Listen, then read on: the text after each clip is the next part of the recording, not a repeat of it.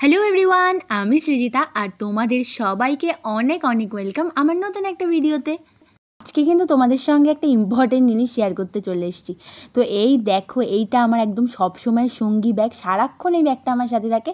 আর এই ব্যাগের মধ্যে এখন চার্জারও রয়েছে, কারণ আমি ফিরলাম মামাবাড়ি থেকে আর ওখানেই ছিলাম বলে দুদিন এই টোপলাটাও আমার সাথে ছিল। এমনি সময় আমি নিয়ে বেরোই না। টোপলার মধ্যে কী কী আছে তোমাদের সঙ্গে আজকে শেয়ার করবো। এরকম একটা প্লাস্টিকের প্যাকেট হয়তো সবার ব্যাগেই অনেক জিনিসপত্রওয়ালা থাকে।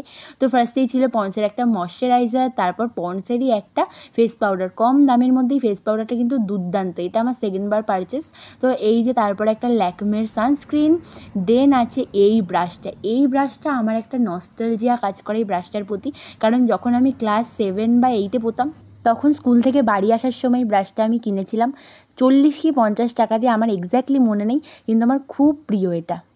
টিফিনের খরচ বাঁচিয়ে কিনেছিলাম আর এই ব্রাশটা এখনও আমার সাথে আছে আর আমি প্রত্যেক সময় ব্রাশটা ইউজ করি। আর ব্রাশটা মাঝে মাঝে শ্যাম্পু দিয়ে একটু ওয়াশ করে ধুয়ে নিই, তারপর আবার ইউজ করি, আমার এত প্রিয়। তারপরে ছিল একটা সিরাম, যেটা আমি 9 মাসে 6 মাসে একবার ইউজ করি। তারপরে ছিল পন্ডসের বিবি ক্রিম। তারপরে এই দেখো, এইটা হচ্ছে একটা লিপ লাইনার সুইস বিউটির।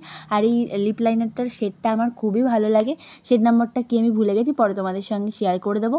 আর এখানে আমার এয়ারবাডসও রয়েছে এই প্যাকেটের মধ্যে। তারপর আমি প্রত্যেকটা জিনিস দেখাচ্ছি আর সোফার উপর ছুঁড়ে ছুঁড়ে ফেলছি। তারপরে এখানে আছে এই যে লিপ গ্লস। আর আমার এই জন্মগত রোগ চুল ঠিক করা, তো সেটাই